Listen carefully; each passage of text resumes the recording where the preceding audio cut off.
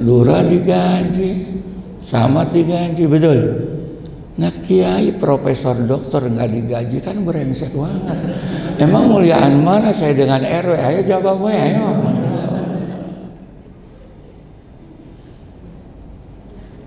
Nah lurah nggak pernah ngajar tafsir, Pak Camat nggak pernah ngajarin rukun wudhu, gitu kan?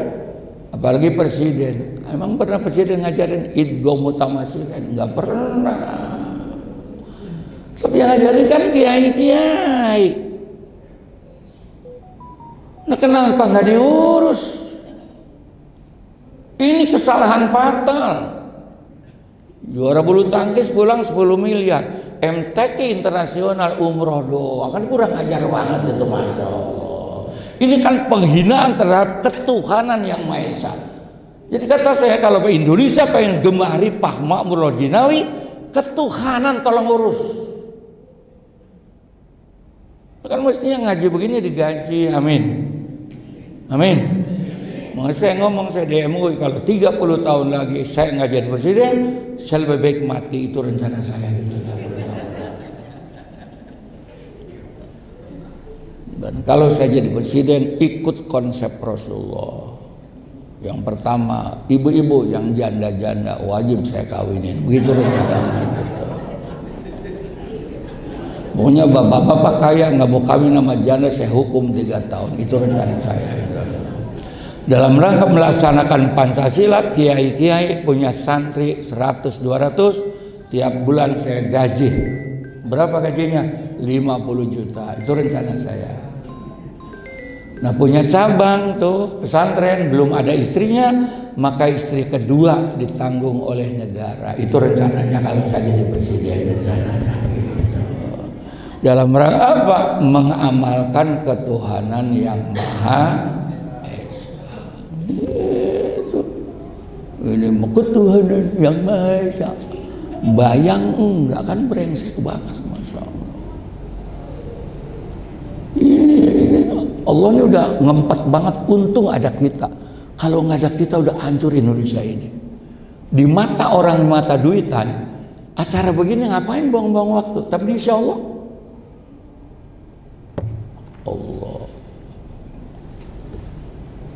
nggak usah melotot, kalem aja lah, nggak usah. Saya baru tumben, saya dipelototin nenek-nenek baru tumben.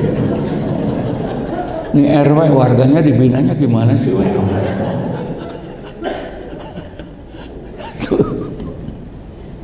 Kurang.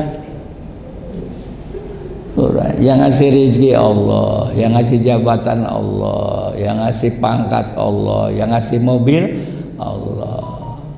Kan logis kalau kita tiap pagi ngobrol sama Allah tuh. Nggak bisa, guys, saya udah tua. Kulhu 3 kali, sabadikan hatam Quran 1 kali. Bayangkan, kurang bagaimana Allah itu? Kurang bagaimana? Anti santet, anti teluh, cukup mau tidur falak binas. Pengen mati, malaikat nggak berani ngebugin kita. Hafal surat Tabarok. Oh itu Tabarok tuh. Biar dosa banyak banget, asal tidak punya dosa musyrik. Hafal Tabarok, malaikat nggak bisa gebugin. Lihat Sirah Nabawiyah, ada orang mau digebugin, keluar Tabaroknya. Hei, ada Tabarok goblok. Tapi kan dosa, tapi ada Tabarok. Gitu. Berarti kau menggebuki Tabarok. Nah malaikat lapor sama Allah. Ya Allah gimana? Ya itu surga ada Tabarok goblok. Begitu, Masya Allah. Apa Tabarok? Wah, udah cukup katanya nih, sudah telepon terus katanya. Ditunggu di tempat lain lagi, sama Pak panjang pendek amplop sama, udah brengsek banget.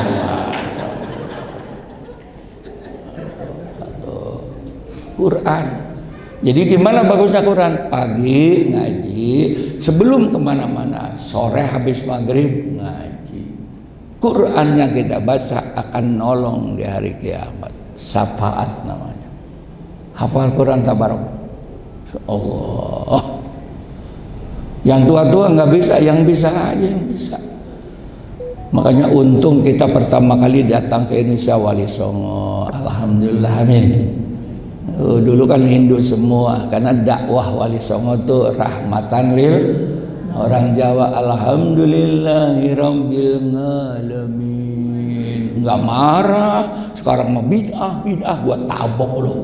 Biarin, daripada nggak ngalamin mendingan ngalamin. Orang Betawi itu kalau ngimamin tuh aki-aki, wa takunul jiwalu kal inil mampus.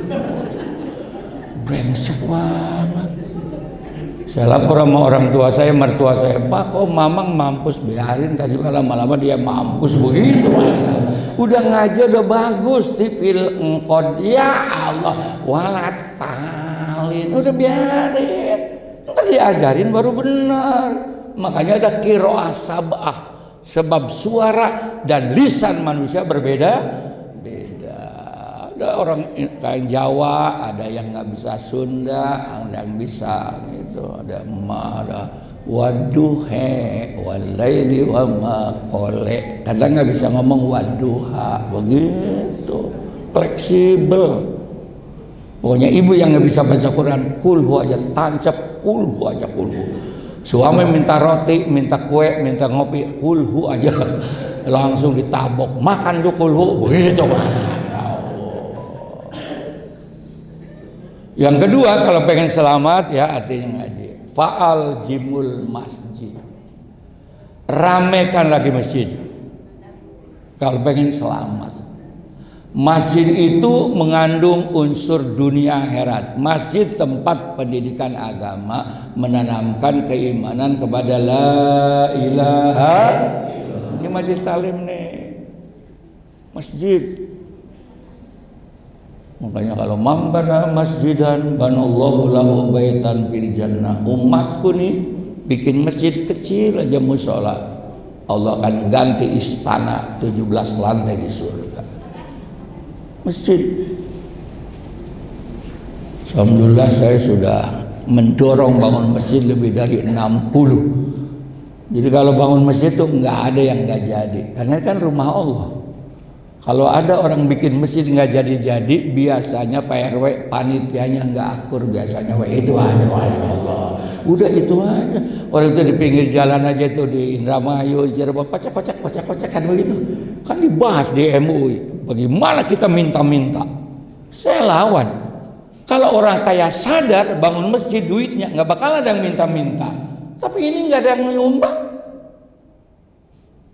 Mereka nyumbang di pinggir jalan, lihat. Tuh Indramayu, mana masjid jelek? Dia mereka, ini memalukan umat Islam. Lu yang kaya gua tabokin. Nah, kalau daripada nggak jadi-jadi,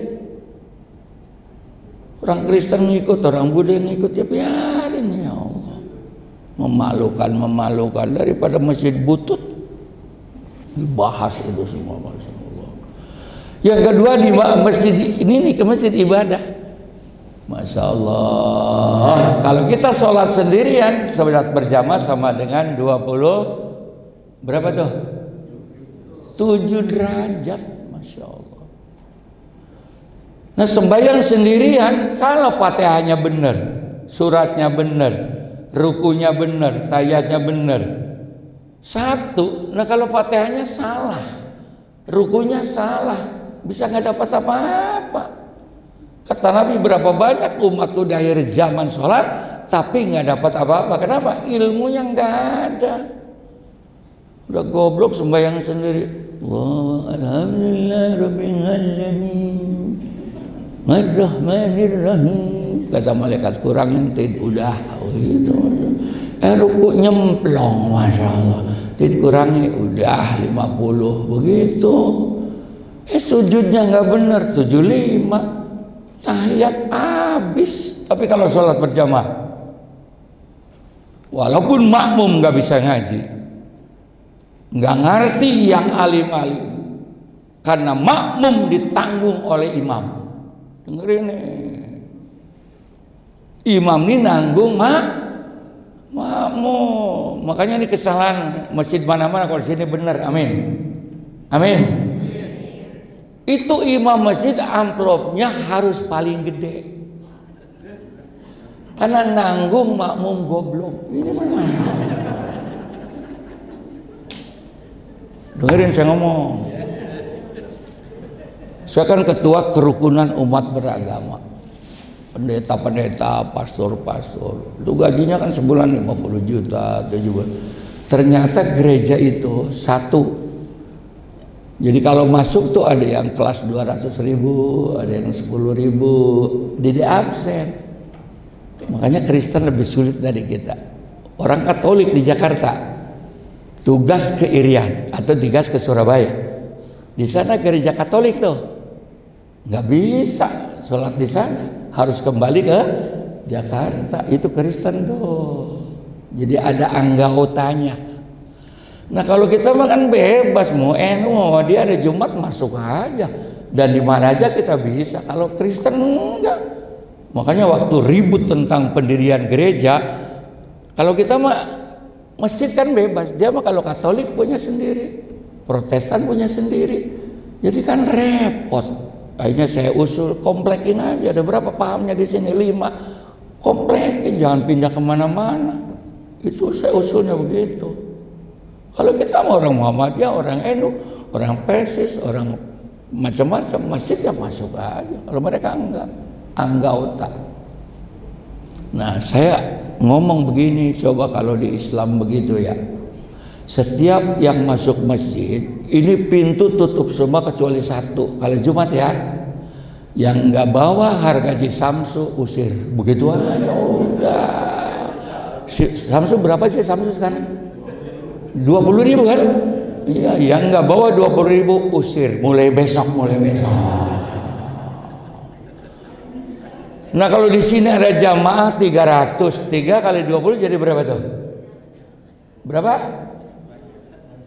Ya 300 kali 2.000 berarti 6 juta ya? 6 juta. Kasih khotib 1,5 juta. Gitu. Imam 1,5 juta. Muadzin 500. Begitu. Tukang obat 500. Kas masih ada 2 juta. Saya yakin kalau khotib 1,5 juta, subuh khotib udah datang. Benar-benar banget. Dengerin saya ngomong. Nah khotib 250.000 setan banget. Konsepnya aja lama banget. Lapar makan, ngomong sama bininya nggak ada apa-apa, 250.000 bang. Dengerin saya ngomong. Ini kalau Jumat nggak ada khotib sah apa enggak? Tapi jangan ngomong ke mana ya. Ya. Ini ketua dewan masjid juga ini, dengerin ya. Uang amal masjid tidak boleh dipakai untuk bangunan masjid, untuk operasional rutin. Kalau ada uang sumbangan untuk bangunan, satu lagi kotaknya untuk pembangunan, untuk yatim, untuk yatim. Kalau satu lagi trombol untuk masjid, itu operasional. Dan sebaiknya masjid tidak punya kas abisin begitu. Gemuk khotib di sini. Saya daftar dah kalau sekali sambil 3 juta masalah. Lah khotib 250.000 pret. Makanya pantas kalau mau lebaran tuh imam lu ngimamin pada keder. Ya Allah, qul ya ayyuhal kafirun wala ana wala antum wala ana wala antum. Kenapa? Ya Allah, istri minta baju baru belum ada duitnya. Kenapa? Dari masjid belum ada. Masya Allah. Tunggu. Terakhir. Terus nih. Mulai besok ya, yang tidak bawa 10.000 usir gitu. Lah kencing aja 2.000, kencing 2.000. Udah goblok Jumat nggak bawa duit kan brengsek banget, masya Allah. Jadi imam itu adalah tanggung jawab terhadap makmum bodoh. Berat itu, masya Allah. Begitu makmumnya alhamdulillah kata mereka kurangi, yang enggak, emang tanggung imam begitu. Walatol itu tanggung imam, goblok bawel banget begitu. Di sini pentingnya sholat berjamaah, apalagi sholat subuh. Man sholat subuh ma'al jamaah ka sholatil laili kullu. Siapa yang sholat subuh berjamaah sama dengan sholat 1 malam suntuk. Bayangkan. Kalau seandainya umat mengetahui betapa hebatnya sholat subuh berjamaah, mereka akan datang ke masjid musola walau habban, walaupun kakinya gempor, walaupun kakinya lumpuh, kencing manis, asam urat, gempor datang ke masjid kalau tahu.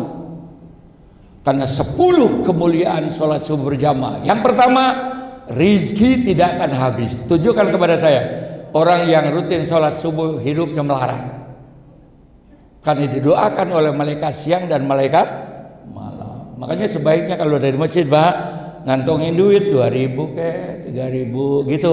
Karena anak yang lari-lari tuh kasih, itu adalah ajar Rasulullah. Jangan lihat gede kecilnya, yang penting rutinitas. Nah, keluar dari masjid 5.000 ke 10.000 kantongin, itu masya Allah. Dan itu saya amalkan sejak jadi bujangan. Saya gaji nggak punya, apa nggak punya, karena amaliyah Rasul saya pakai pesantren 4 kampus 2. Duit dari mana? Dari Allah. Itu yang amalan rutin saya sedekah. Tidak habis ngajar subuh langsung ada satpam bagi, ada tukang sapu bagi. Nggak usah gede-gede, 10.000 kan 5.000, yang penting rutin. Gitu, Pak. Yang paling hebat lagi, masuk surga itu nyebrang Shiratal Mustaqim. Orang mah miliaran tahun, dia mah langsung kalbaril khotib, kayak kilat menyambar. Set. Ente dari mana? Ini kampung apa sih namanya? Apa namanya? Pondok Jaya. Ini amal apa ini? Subuh berjamaah goblok. Begitu, masya Allah. Itu subuh berjamaah kayak kilat, orang lain ngeson. Astagfirullah. Amal apa kata malaikat? Salat subuh berjamaah. Sebelum subuh 2 rakaat, rakaatul fajr khairum minad dunya wa fiha. Salat fajar qobliyah subuh. Cukup baca alam nasroh, alam taro, cepet aja. Itu lebih hebat dari dunia dan seisinya. Di sisi Allah, duit 100 triliun kalah oleh 2 rakaat sebelum subuh.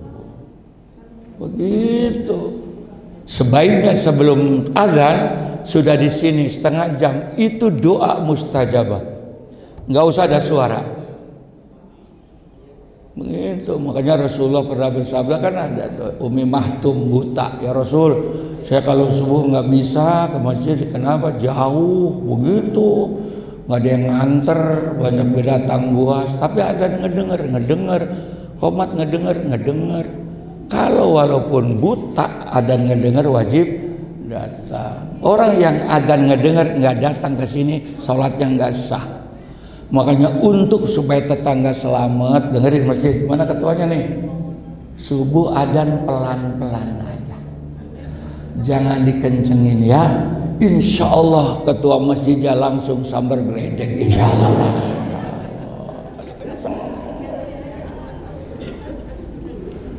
Sama Rasul juga, Abu Bakar tolong gantiin sholat subuh. Kemana mau Rasul?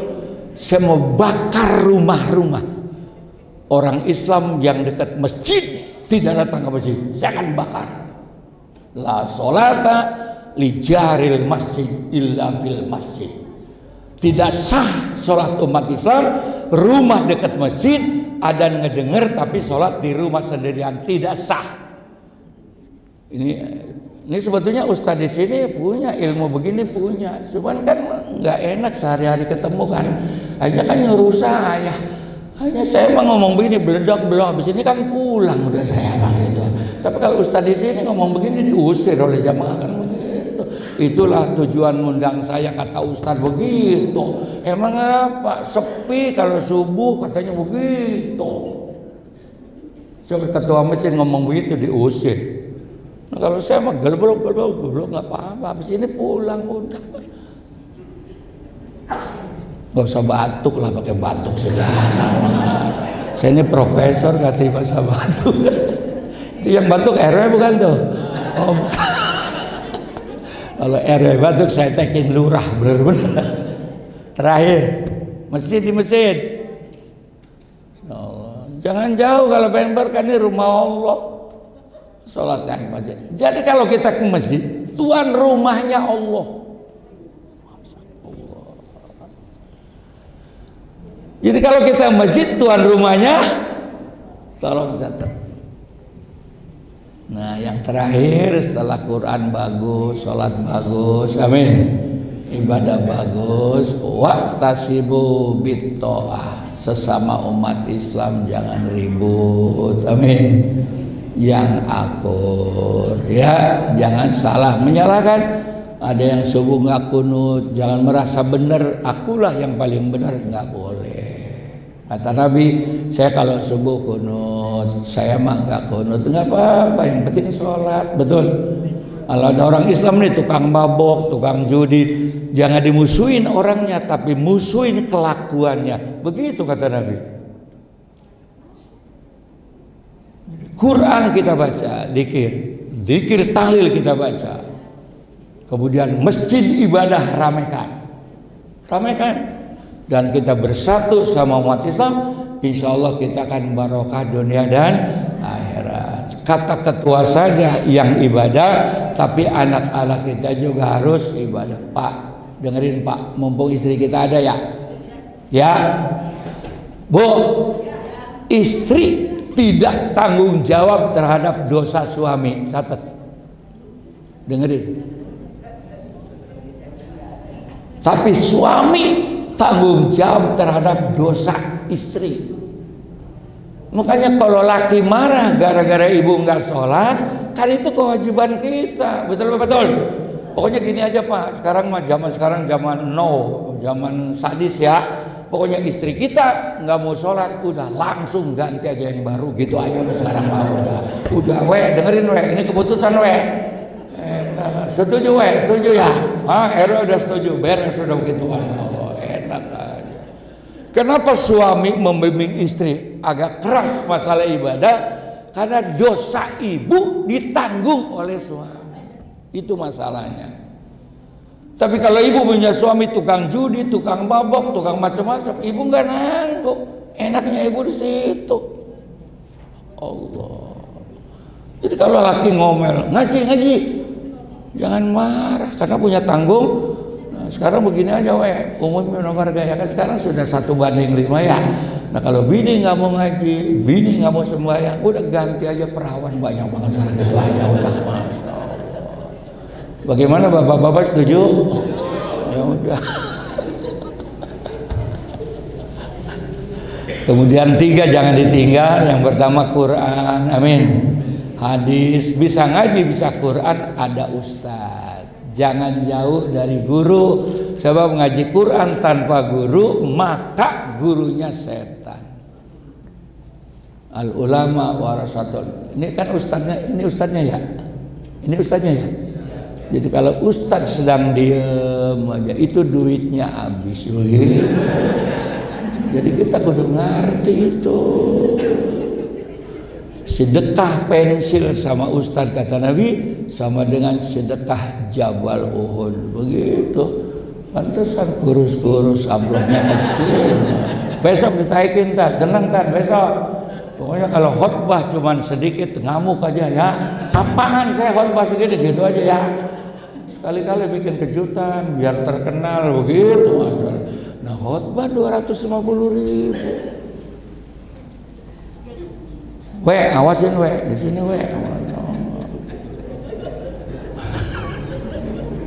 Sholat jangan ditinggal. Sibuk kayak apa anak kita, sholat kan jangan ditinggal. Tolong sholat jangan ditinggal. Sholat ditinggal keberkahan habis. Kalau sudah keberkahan habis, biar duit banyak nggak bakalan tenang. Sholat.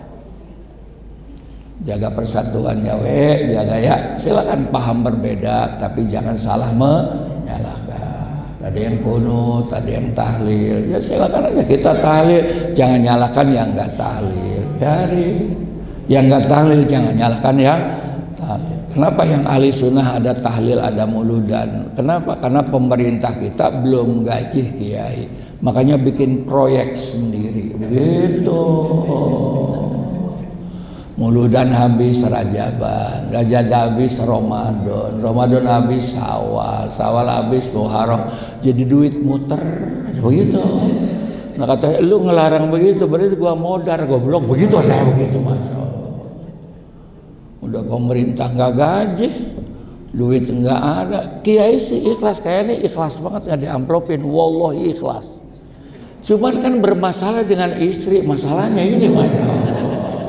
Nah kiai biar keren kayak apa, sama bini mah begini, udah yang banyak ngomong lah. RW juga begitu, kelihatannya keren, di depan bininya malah udah jangan banyak ngomong malah.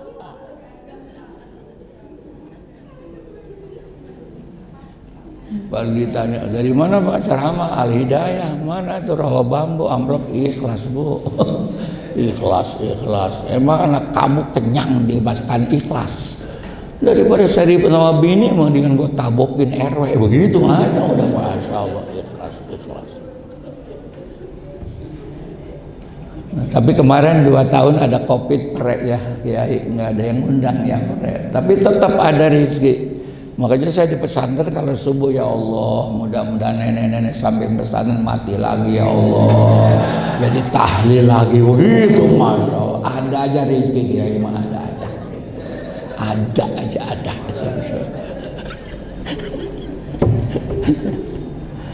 Nah yang terakhir, yuk kita kompak, jangan ribut ya, jangan salah menyalahkan, nggak boleh. Jangan merasa aku yang paling benar, yang muharraman nggak boleh.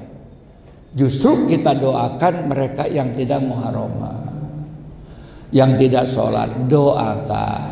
Ya tugas kita kan ngajak. Masalah mau atau tidak bukuran kita, karena itu Rasulullah kan begitu, maksa dulu, Masya Allah, maksa. Doakan Abu Jahal, Abu Lahab, kan turun kata Allah. Akhirnya Rasulullah bersabda, ana muballigh wallahu yahdi. Saya cuma ngajak, saya cuma nyampein. Orang itu sadar atau tidak urusan Allah. Rasul tidak punya hak untuk menyadarkan orang, Rasul, apalagi RW. Cuman tugas kita ngajak ya we ya, yuk ada masjid kita jamaah, masalah mau atau tidak selesai. Tapi tugas RW sebagai pejabat tertinggi di RW di hadapan Allah selesai. Ngajak.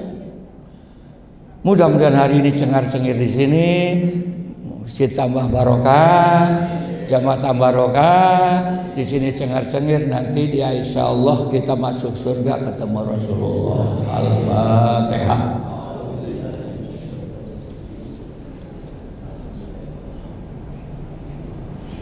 Wa bunayya karim ya arhamar rahimin arhamallahu bihaqil Fatihah wa bisyiril Fatihah wa bisyafatil Fatihah wa bijahil Fatihah. Ya Rabbi bil Mustafa balik maqasidana waghfir lana ma madha ya wasi'al karam. Allahumma tawil umurana ya Allah bi taatillah wa sayyi ahsadana wa sabit imanana wa asir a'malana wa amwalana wa habib linnasi ajmain. Allahumma barik lana fi auladina wa barik lana fi rizqina wa barik lana fi ilmina wa barik lana fi dzurriyyatina wa barik lana fi ma'isyatina wa barik lana fi baladina Indonesia bi rahmatika ya arhamar rahimin. Allahumma bil lana dzunubana wa liwalidina warhamna warhamhum kama rabbawna shighara wa li jamil muslimin wal muslimat wal mu'minina wal mu'minat al ahya'i minhum wal amwat. Allahumma inna nas'aluka bi husnil khatimah wa na'udzu bika min su'il khatimah. Rabbana atina fid dunya hasanah fil akhirati hasanah wa qina adzabannar. Wa sallallahu alaihi wasallam Muhammadin wa alihi washabbihi ajmain. Subhana rabbika rabbil izzati amma yasifun wa salamun alal mursalin walhamdulillahi rabbil alamin. Ikuti sama-sama. Maulaya shalli wa sallim daiman abada ala habibika khairi khalqi kullihim huwal habibul ladzi turja syafa'atu li kulli hauli minal ahwalil muqtahimi. Ya Rabbi bil Mustafa balik maqasidana Wabillana mamata ya wasi'al karami. Taqabbalallahu minna wa minkum taqabbal ya karim. Terima Terima kasih. Mohon maaf. Wallahul muwaffiq ila aqwamit thoriq. Assalamualaikum warahmatullahi wabarakatuh. فبأي آلاء ربكما تكذبان